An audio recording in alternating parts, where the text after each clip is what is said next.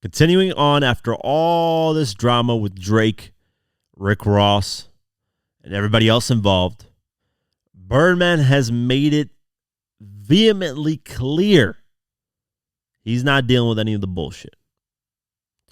And he posted a photo of him and Drake. And in the caption on his Instagram stories, he tagged Drake and said, "I'm riding with you for life. I got your back. Surprise party. CMRGYMCMBOVO," which is a bunch of tags of all the labels tied. And they tagged Cash Money Official. Now, of course, Birdman's going to ride with Drake. Birdman said a while ago in interviews that he's always going to be in business with Drake.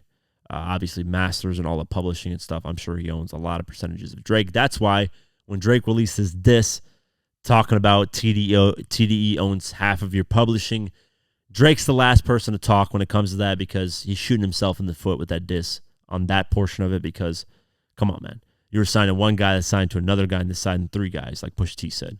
Birdman, Lil Wayne, Universal, Jay Prince, and whoever else is in the contracts and stuff. Ultimately, Drake got out of the Cash Money, Young Money umbrella, I think after he dropped Scorpion, which was the last album he had under with them, or maybe before that. I don't remember correctly. It might have been More Life.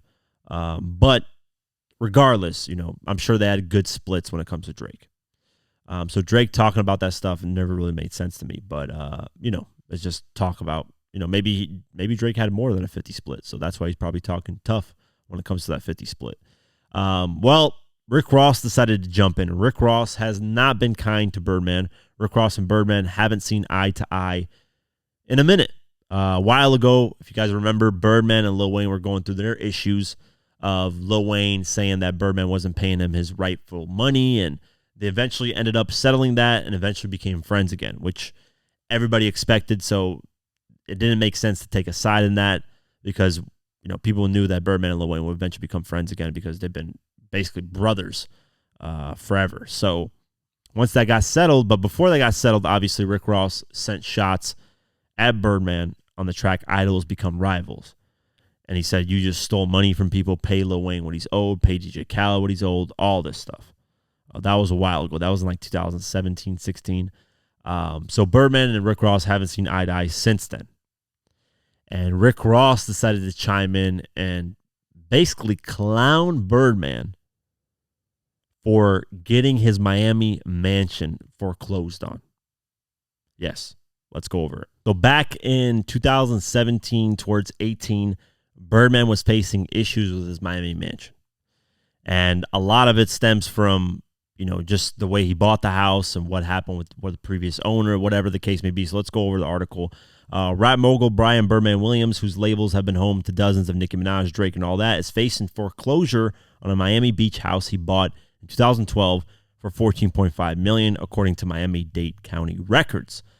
Birdman, 48, the founder of Cash Money Records, was just sued by the holder of the $12 million loan with the Palm Island house as collateral.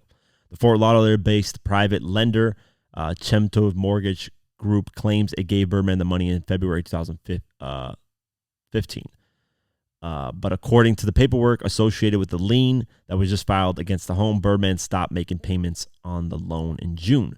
Since then, has secured more than $800,000 in unpaid interest, late fees, and charges. According to the foreclosure lawsuit, Birdman has yet to respond and hire an attorney. The house, meanwhile, has been for sale since the time he stopped making his loan payments, so nothing to do with his relationship with the songstress Toni Braxton. With 7 bedrooms and 11 bathrooms, as well as a beach volleyball court that faces the channel that runs alongside Mark Arthur Birdhouse, was listed for $20 million over the summer. The asking price was reduced for a more affordable $16.9 million. So he did get foreclosed on the house, apparently at least. They tried selling it for $39 million at one point, and apparently it got really messy and more things got into the way. But so after facing all those issues with the loan and all that, eventually Birdman sold the house for a whopping, and this is in November 2020, for $10.85 million. So he took a massive loss. He bought it for $14.5 million. Then dealing with the loan and all the incurred interest, he took a loss. He definitely took a loss on the house. Ultimately, it did get foreclosed on it didn't get foreclosed on technically. It was facing that, but ended up selling. So he lost money on it. But Rick Ross, the reason why I'm talking about all this is because Rick Ross decided to clown Birdman because of that, and he was out on his boat in Miami, and pointed over to Birdman's former house location and clowns him for that. While he's out in the boat Miami, he's bumping a bunch of Birdman's music and just having fun. Hey, that's what Birdman house was at, right over there.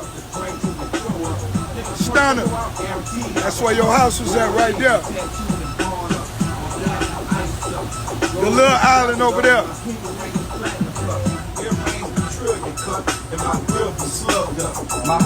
Damn, it turns out Stunner Island isn't no longer Stunner Island. That's unfortunate. So, yeah, I don't know how Birdman's going to take that. Birdman does not take well the disrespect, man. But we'll see, man, if he actually reacts to it. But Rick Ross is not joking around.